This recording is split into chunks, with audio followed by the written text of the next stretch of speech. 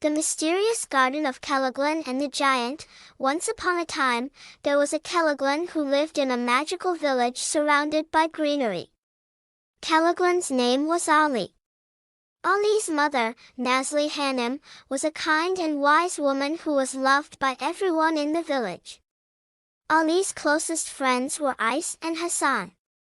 One day, a rumor spread that there was a legendary garden behind a huge mountain far away from their village. Ali told his mother and friends that he wanted to go to investigate the garden.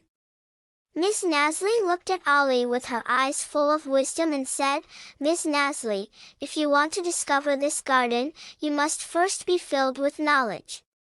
Knowledge is the greatest treasure."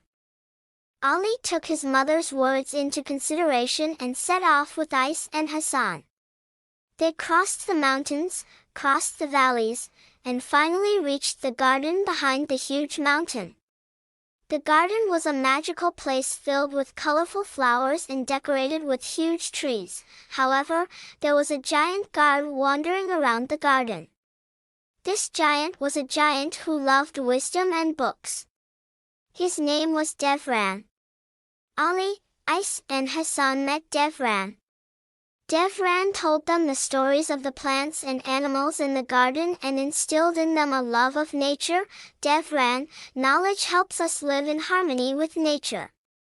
Every plant, every animal is a book and it is necessary to read them. Ali, Ayse and Hasan had a full day with what they learned from Devran. They learned many things in the garden, the growth stages of plants, the songs of birds, the tiny worlds under the ground. As the sun set, Ali, Ayse and Hasan thanked Devran and returned to their village.